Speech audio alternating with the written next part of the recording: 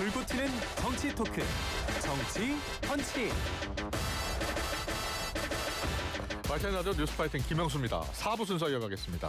오늘 금요일이죠. 정치권의 강펀치 날려주실 두 분 모셨습니다. 서영주 전 민주당 상근 부대변인, 정광재 국민의힘 대변인 모셨습니다. 어서 오십시오. 네, 안녕하세요. 안녕하세요. 반갑습니다. 네. 정광재 대변인께 먼저 물어봐야 될 것 같아요. 오늘 국민의힘 전당대회잖아요. 네. 네. 투표율이 어떻게 돼요? 투표율 42%인가요? 42%? 네. 제가 44% 나왔네요. 44%인가요? 관심이 없어. 44%가 어떤 거예요? 44%가 네. 이게 좀 양면적인 것 같아요. 아, 그래요?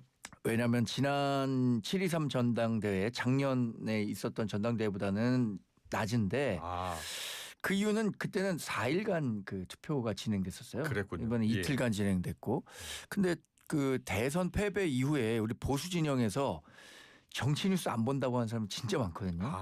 요새 TV 시청률 많이 떨어진 거 아시죠? 예. 그래서 아예 그냥 뉴스와 담 쌓고 산다는 사람이 많음에도 불구하고 그래도 44% 투표율이면 낮지는 않은 거다라고 평가하는 분들이 있는 그래요. 것 같아요. 예. 근데 그 원인은 그러면 이런 게 있는 것 같습니다. 자기가 원하는 사람이 꼭 당대표로 만들어야겠다라고 하는 그 투표 참여 동인이 있잖아요. 네. 근데 반대로 야, 저 사람 되는 것만은 막아야겠다라고 생각하는 동인도 있거든요. 예. 그 동인이 복합적으로 작용하면서 비교적 이번 그 전당대회에 대한 관심이 적었다고 생각했지만 그래도 44%대 투표율이 나타난 거 아닌가. 그래요. 투표율 차원에서는 일단 국민의힘 입장에서는 좀 선방했다라고 보시는 것 같은데, 서영주 대변인은 일단 이 투표율이 4명의 후보 가운데 누구에게 유리하게 작용할 것 같습니까? 유리하게 끌고 온 사람들한테 유리하게 작용할 것 그래요? 같습니다. 뭐 우리가 계속해서 김앤장이라고 그랬잖아요. 예. 김앤장 두 사람에게 유리한 투표율이라고 봐야 그렇게 봐야 합리적일 것 같아요. 김문수, 장동혁 후보에게 유리할 것이다. 그렇죠. 이게 이제 그 정상적인 전당대회로 치러졌다면 전환 개시가 없는 이게 투표율이 상당히 높다면 이게 찬탄반탄이 어떻게 그 승부가 가려질지 모를 수 있는 안개 속이었을 텐데 투표율이 아무리 이틀간 치러진 상황에서의 나온 44%를 하더라도 예. 낮아요. 낮다는 것은 그냥 이번 전당대회에서 사실상 강성층만 투표 참여에 더 볼 수 있고 네. 그러면 그 강성층이 주장하는 바와 선호하는 바가 누굽니까? 계속해서 유료는 추이를 당원들을 끌고 왔던 사람들은 저 당원들한테 삿대질을 했던 장동영 의원. 예. 부끄러운 줄 알아라. 예. 그다음에 문수체조를 시전하셨던 김문수 후보. 예. 이 두 사람이 거의 이번 국민의 전당대회를 끌고 왔잖아요. 그래요. 그 사람들에게 투표하기 위해서 뛰었던 거라고 보는 게 맞죠. 지금 보니까 선거인단이 75만 3천 명인데 33만 4천 명 정도가 투표에 참여했다고 나옵니다. 자, 그럼 김문수, 장동혁 후보 지금 언론 분석은 과반 넘는 후보는 없을 것이고 결국 결선 갈 것이다 이렇게 내다보던데 그렇게 보세요? 네. 26일 날 최종적으로 결선을 통해서 결정이 될 것 같아요. 그럼 누가 더 유리할까요? 만약에 오늘은 결선 간다면? 김앤장으로 갈 것 같고요. 예. 그다음에 결선 가면은 김문수 후보가 사실상은 유리할 수밖에 없어요. 그래요. 국민의힘의 직전 대선 후보였고 그 관성이라는 게 있습니다. 네. 인지도도 그렇고요. 그래서 아무래도 연륜이나 여러 가지 선택했을 때 국민의힘 당원들 특히나 투표를 봤을 때는 강성 지지층에서는 그래도 우리 대선 후보였던 김문수를 찍자라고 하는 성향 투표가 많을 건데 예. 의외로 저는 장동혁 후보에 있어서도요. 네네. 변수로 작용할 거라고 저는 유일하게 지금 예측하고 있어요. 그래요? 어떻게 해요? 아니 최근에 장동혁 후보의 그런 조금 불편한 연설 자체가 강성 그 국민의힘 지지층들한테는 인기를 끌고 있고 특히 전환기 씨라는 사람 저는 영향이 없어야 되는 게 마땅한데 이상하게 국민의힘에서 전환기 씨가 영향력이 있더라고요. 예. 그래서 저는 전환길의 영향이 장동혁에게 지금 미치고 있다. 그렇군요. 저 전환기 씨가 장동혁 후보 지지선언 했잖아요. 예. 우리 정광재 국민의힘 대변인께는 사실은 묻기가 좀 어려운 질문이긴 한데 네. 제가 잘 답변하겠습니다. 그래요? 네, 걱정하지 마십시오. 그래요. 그럼 잘 답변해 주세요. 네. 누가 될 것 같습니까 그러면? 잘 답변해 보세요. 저는 지지를 받는 후보가 되겠죠. 아니 예. 저는 뭐 개인적인 의견이 아니라 네. 많은 분들이 지목하는 김문수 후보가 될 것 같아요. 그래요? 또 예. 다른 어대문이죠. 예. 지난번 그 2017년 대통령 선거 때 어대문이었잖아요. 네. 예. 이번에도 어대문이죠. 어차피 당 대표는 예. 김문수다라는 그 인식들을 우리 당 내외에서 공유하고 있는 것 같습니다. 그래요. 지금 서영주 부대변인 말씀하신 것처럼 지난 5월 3일에 우리 당의 대통령 후보가 된 이후에 6월 3일 그 대통령 선거가 치러지기 전까지 우리가 수백억 원을 들여서 김문수 후보를 지원했습니다. 당 전체가 하나가 돼갖고. 예. 그럼 김문수 후보에 대한 호감도 우리 당원이 갖고 있는 거 굉장히 높다고 봐야겠죠. 그리고 그 우리 당에 대한 민주당과 특검과 이재명 대통령의 어떤 좀 그 강압적 태도 이런 네. 것들이 오히려 우리 당의 강성 지지자들을 결집시키는데 그 가운데 김문수 후보 정도가 그래도 정치력을 발휘해서 잘 싸울 수 있을 것 같다라는 인식이 확산된 것 같아요. 아, 장동혁 후보 같은 경우에는 저는 사실 이번에 몸풀기용 정도로 나오지 않았나 싶었는데 본인이 하다 보니까 굉장히 좀 반응이 좋았던 거예요. 예. 그래서 굉장히 조금 더 하면 될 것 같다라는 생각들을 하면서 더 강경한 메시지가 나왔는데 결과적으로는 이게 김앤장 구도를 만드는 데 성공했는데 예. 뭐 단언해서 말씀드릴 수 없지만 결선 투표로 갔을 때 장동혁 후보의 이 확장력, 그러니까 51%를 얻는 확장력은 오히려 제한된 게 아닌가. 아. 그러니까 2등 전략으로는 굉장히 유효했지만 예. 1등 전략으로 가기에는 본인의 그 반장동혁 정서가 당내에 좀 커진 측면도 있기 때문에 그렇군요. 그래서 김문수 후보가 되지 않을까 많은 사람들이 공감하고 있는 것 같습니다. 예. 그럼 하나 더 물어볼게요. 그 안철수 조경태 후보 일단 단일화 안 됐잖아요. 네. 그런데 한동훈 전 대표는 누구를 지지하는 거예요? 한동훈 전 대표는 특정 후보를 지지하는 것 같지 않고 아 그래요? 상식적인 후보로 뭐 뽑아달라고 얘기했으니까요. 예. 근데 어떤 선거 기간에 특정 후보를 지지하기는 쉽지 않을 것 같아요. 김문수 후보가 뭐라 그랬습니까? 전환길 강사가 당사 와서 우리 그 유튜버들 중에는 뭐 80%가 장동혁 후보를 지지하기 때문에 뭐 장동혁 후보를 지지한다라고 하니까 예. 모르고 한 얘기잖아요. 김문수 네. 후보가 있는지 모르고. 예. 근데 김문수 후보가 그 자리에 있는 거 보고 뭐 제 얘기가 그렇다는 게 아니라 아. 지지자들이 그렇답니다라고 하니까 김문수 후보가 뭐라 그랬냐면 선거 때 원수는 평생 원수라는 얘기가 있다. 선거 때는 부부끼리도 이거 조심한다. 이런 네. 얘기를 했어요. 그래요? 네. 그런 이야기가 있었군요. 네. 알겠습니다. 근데 박지원 더불어민주당 의원이 김문수나 장동혁 후보가 당대표 된다면 분당 가능성이 100%라고 말을 했습니다. 가능성 높다고 보세요? 제가 박지원 의원님보다 훨씬 오래 전부터 네. 국민의힘은 이번 전당대회가 끝나면 분당할 수밖에 없다. 한 지붕 아래 살 수가 없는 구조예요. 예. 이게 그냥 단순하게 어떤 헌법의 테두리 안에서 이견이 있어서 다양성 측면에 부딪히고 있는 주류와 비주류의 싸움이 아니라 헌법 바깥에 있는 주장들을 하는 사람들이 국민의힘을 접수하는 현상이 있습니다. 그러면 공당으로서 존립 자체가 없고 사실 그 기본으로 돌아가자고 주장하는 사람들은 그들과 어떻게 동거를 하겠어요. 그러면은 분당은 불가피한 수순이다라고 오래전부터 얘기를 했고 이게 박지원 의원께서 이제 업력이 있으시니까 100% 분당한다. 예. 라고 하셨는데 저는 200% 한다고 봅니다. 할 수밖에 없다. 그러면 그 누가 나가느냐? 그럼 친한파가 나갈 것으로 보세요?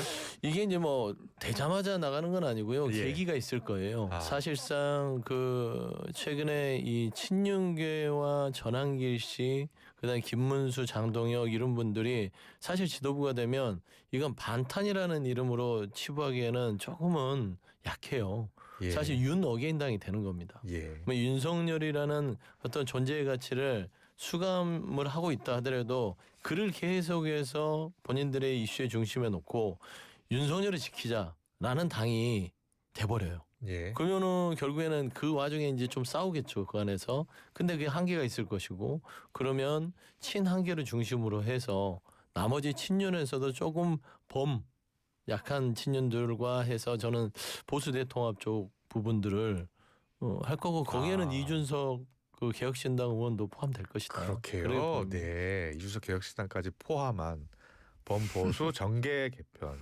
재편까지 이야기하셨습니다. 어떻게 전 정반대 의견인데요. 정반대예요? 네. 예. 당 밖에서는 저렇게도 보는구나. 그래요. 라는 생각을 하게 됩니다. 이 당 내의 분위기만 놓고 보면 네.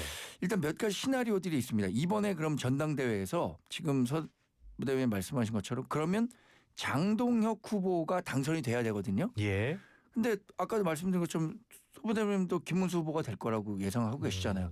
장동혁 후보가 될 가능성은 아주 낮다. 예. 몇 가지 시나리오가 있을 거 아닙니까? 예. 예. 김문수 후보는 근데 뭐라고 했냐면 결국에는 이준석이나 한동훈이든 다 용광로처럼 안고 가야 한다라고 얘기를 했어요. 예. 그럼 김문수 후보가 됐었을 때는 굉장히 그 당내 문호를 폭넓게 여는 그런 그 당 운영이 될 텐데 그러면 거기에서 탈당이나 분당의 명분을 찾기가 어렵죠. 예. 또 하나는 우주가 이제 이게 빅뱅을 하려면 대단한 에너지가 축적이 돼 있어야 되는데 예, 그 예. 에너지를 바탕으로 해서 팡 터지는 건데 지금 분당이나 탈당의 에너지가 없는 것 같아요. 왜냐하면 이것은 총선 같은 대형 정치적 이벤트를 앞두고 분당이 가능하지 2028년에 지금 분당 그 총선이 예정돼 있는데 3년 거의 후에 그 전국을 예상하고 네. 분당을 하겠다. 저는 한동훈 전 대표가 만약에 이런 시나리오 되면 예. 분당의 주역이 돼야 할 텐데 한동훈 전 대표는 국민의힘에 대한 애정이 굉장히 큽니다. 본인이 국민의힘에서 정치를 했고 국민의힘에서 정치를 마무리하겠다라고 공언했던 분이에요. 예. 그런 측면에서 분당은 저는 어렵다고 봐요. 그럼 내부에서 경쟁하고 싸울 것이다 이렇게 보시는 거예요? 지금 하고 있는 얘기도 그런 거잖아요. 우리 예. 당원들 많이 들어와서 예. 우리 당이 좀 그 변화하고 혁신할 수 있도록 도와달라라는 얘기들을 계속하고 있고 예. 앞으로 전당대회가 끝난 다음에 한동훈 전 대표가 어떤 식으로든 정치적인 메시지를 낼 텐데 저는 그 당에서 당직을 맡고 있지는 않지만 당을 어떤 식으로든 변화시킬 수 있는 그 에너지들을 만드는 그런 역할을 할 것 같아요. 네. 두 분의 전망이 좀 엇갈렸는데요. 뚜껑은 열어봐야지 하니까 나중에 또 한번 이슈를 짚어보겠습니다. 자, 계속해서 이번엔 한덕수 전 총리 이야기 좀 해볼게요. 한덕수 전 총리가 이 계엄 선포문과 관련해서 입장을 지금 번복한 것으로 전해지고 있어요. 혹시 과거에 이와 관련해서 어떤 입장이었었는지 좀 듣고 올까요? 좀 들려주세요. 포고문은 있었습니까 자리에 그러면? 저는 보지 못했습니다. 해제 국무회의를 마치고 사무실로 출근을 해서 양복 뒷주머니에 있는 것을 알았습니다. 그 자리에서 받지 않았으면 그 받을 수 없는 문건 아니겠습니까? 예, 그러나 언제 어떻게 그거를 받았는지는 정말 기억이 없습니다. 네, 이렇게 이야기를 했었는데 최근 이제 특검 조사를 받으면서 윤 전 대통령이 계엄 선포문을 줬다라는 취지로 진술을 바꾼 것으로 파악이 됐습니다. 왜 진술을 바꿨다고 보세요? 구속되기 싫어서 그렇겠죠. 구속되기 싫어서. 최소한 구속 영장 실질 심사를 할 때 예. 본인이 성실하게 답하고 있고 사실을 얘기하고 개선의 여지가 있고 예. 증거인멸을 하지 않겠습니다. 라는 것들을 판사한테 보여줘야 될 거 아닙니까? 그러면 그런 조사를 하는 가장 큰 대표적인 상징은 있는 그대로 얘기하는 거죠. 네. 그러면 특검에서 그 부분에 대해서 시인을 했다고 그러면 최소한 영장실질심사에서는 증거인멸의 우려가 그래도 약하다. 그러면은 구속 수사는 허락하지 않겠다. 저는 그래요. 솔직히 그거 외에는 없고요. 진술을 이렇게 바꾸면 구속을 피하는 데 도움이 된다고 보세요. 증거인멸 부분에 있어서는 좀 피할 수 있는 그 법적인 그 대응이에요. 예. 그래서 8개월 만에 이 본인이 얼마나 오랫동안 거짓말을 했는 거를 드러낸 거는 그만큼 급박한 것이고 좀 연세도 있으시고 수감 생활하는 거가 굉장히 싫은가 보죠. 그러면 진즉에 있는 그대로 얘기하지 온 국민을 권한대행 총리하면서 권한대행하면서 그리고 정치권에 뛰어들어서 대선 후보를 해보겠다고 했던 사람이 얼마나 오랫동안 국민을 속였습니까? 저는 일단 법적 부분에 대한 것도 있지만 정치인으로서 공직자로 정말 이분은 참 한심합니다. 네. 예. 정관리 대변인은 어떻게 보셨어요? 본인이 부인하기가 어려운 증거들이 많이 나왔겠죠. 예. 특검에서 제시한 그러니까 CCTV CCTV 영상 영상이 지금 나왔잖아요. 네, 예. CCTV 영상 때문에 이미 경찰 검찰 조사를 받았었잖아요. 예. 이상민 전 장관과 함께. 근데 본인은 계엄 문건과 관련해서 본 적이 없다고 하지만 CCTV 문건에는 예. CCTV 영상에는 예. 그 문건을 같이 보고 이야기하는 장면이 잡혔다는 거 아닙니까? 예. 그러니까 이런 것들이 초기 대응 국면에서는 예. 이런 것들이 공개되겠는가라고 생각했기 때문에 본인에게 누구나 사람들은 뭐 어떤 상황에 직면했을 때 본인에게 유리한 기억들을 끄집어내기 마련이거든요. 예. 예. 초기 국면에서는 한덕수 전 총리나 최상목 전 부총리나 모든 분들이 그랬을 겁니다. 그런데 그 CCTV 영상이 공개된 시점을 계기로 언제까지 이 부인할 수 있을까라는 부분에 대한 고민하지 않았을까 싶습니다. 예. 알겠습니다. 자, 그리고 최근에 이제 김건희 씨가 심평 변호사를 통해서 일부 전언된 말들이 지금 논란이 되고 있는데 뭐 다 들으셨을 겁니다. 그런데 지금 한동훈 배신과 관련된 발은 또 사실이 아니라고 했다고 해요. 심평 변호사 측도 이에 대해서 입장을 밝히긴 했습니다. 누구 말이 맞는 것 같습니까? 그 문장의 맥락에 있어서는 뭐 서로 다를 수는 있죠. 예. 심평 변호사가 메시지를 본인 위주로 해서 예. 말하는 걸로 유명하잖아요. 예, 그래서 예. 저는 심평 변호사의 어떤 메시지를 신뢰하지는 않습니다. 아. 다만 단어에 대해서는 예. 심평과 김건희 씨가 그 접견실 한 공간에서 예. 한동훈이라는 단어는 나왔겠구나. 그러니까 그 메뉴에는 한동훈이 들어가 있는 거예요. 예. 그게 이제 한동훈 대표가 배신자다. 예. 라든지 한동훈이 탄핵 표결을 하지 않았다면 무한한 영광을 누릴 수 있었을 그렇죠. 텐데. 한동훈이 그렇게 배신하지 않았다면 그의 앞길에 무한한 영광이 기다리고 있었을 것이라고 말했다. 그러니까 그 배신이라는 것은 비상계엄에 대해서 불법 계엄에 대해서 당시 있어서의 계엄 해제를 한 게 중요한 게 아니고 윤석열 전 대통령에 대한 파면, 탄핵 파면 표결에 한동훈 전 대표가 참여해서 가결시킨 게 그게 크다는 거예요. 네. 그걸 배신이라고 하는 거예요. 아.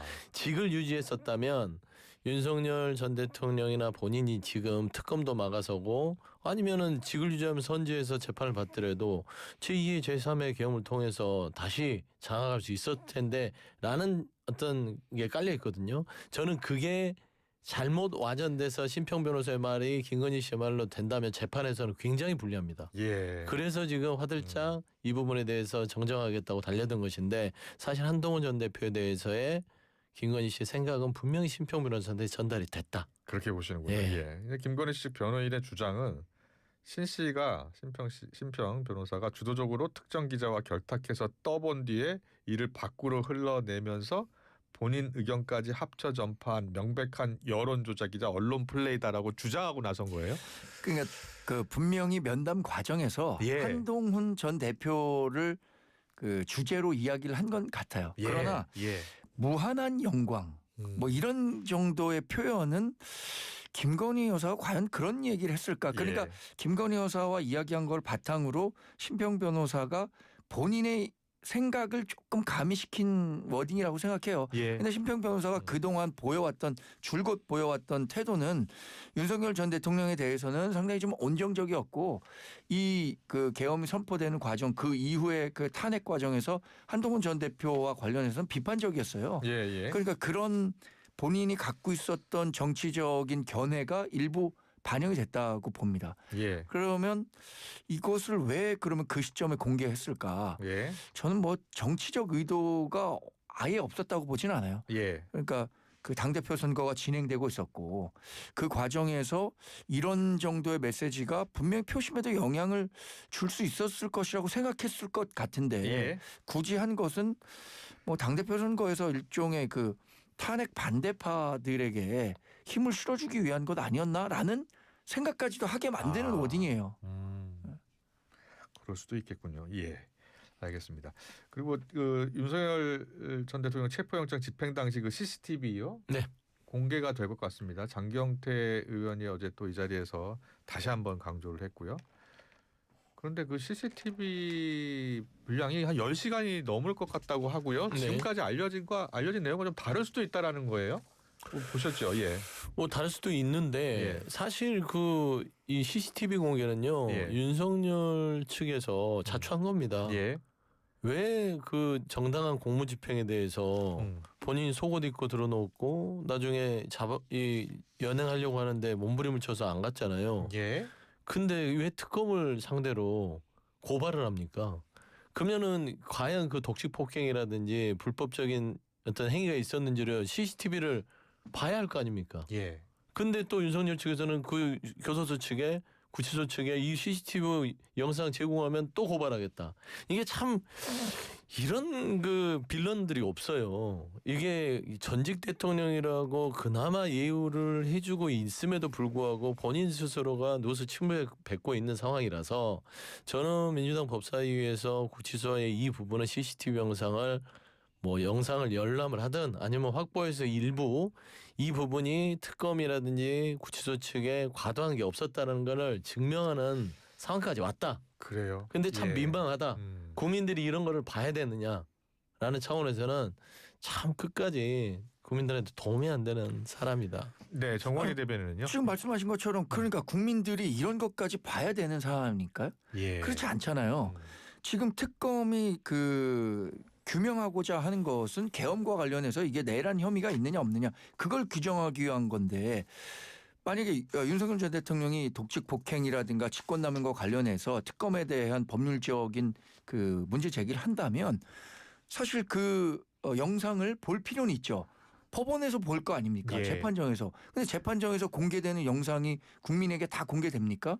법사위에 제공된다고 하더라도 그 법사위에 제공이 되면 예. 어떤 식으로든 그게 국회 방송이든 뭐든 이 영상이 국민에게 공개될 거 아닙니까? 예.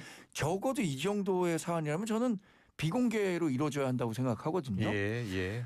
그게 CCTV를 가리기 위한 거 재판정에서 증거자료 채택될 수 있습니다. 그러나 법원에서 그 플레이되는 것과 예. 그게 공개적으로 국민들에게 이렇게 보여지는 것과는 완전히 다른 개념이라고 보거든요.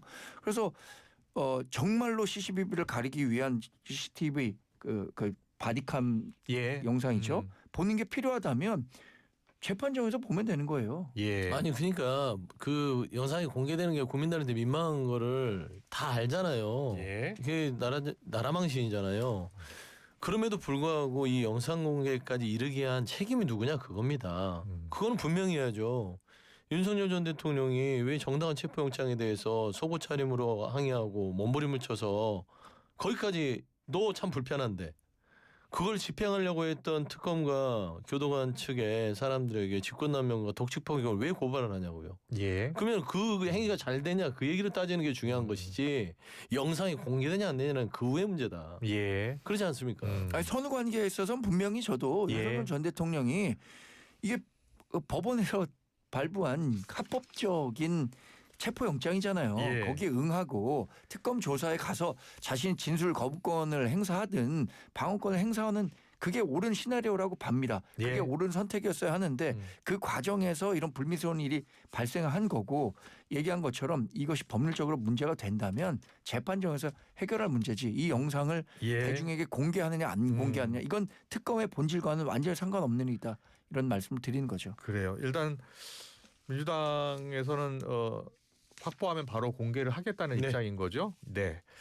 자, 윤 전 대통령 변호인 측 입장을 보면 윤 전 대통령이 의자에 부딪혀 엉덩방아를 찧었다라고 주장을 했는데 어제 장경태 의원은 교도관 증언을 인용을 해서 윤 전 대통령이 때를 쓰듯 발길질을 했다라고 주장했기 때문에 서로의 엇갈린 주장은 CCTV가 공개가 되면 확인이 될 수 있을 것 같습니다. 네, 오늘 자 정치권의 강펀치 날려주신 두 분 잘 들었습니다. 서영주 전 민주당 대변인, 정광재 국민의힘 대변인과 함께했습니다. 잘 들었습니다. 고맙습니다. 수고하셨습니다. 안녕하세요. 배우 남궁민입니다. MZ 새마을 금고 보험은 어디 있을까요?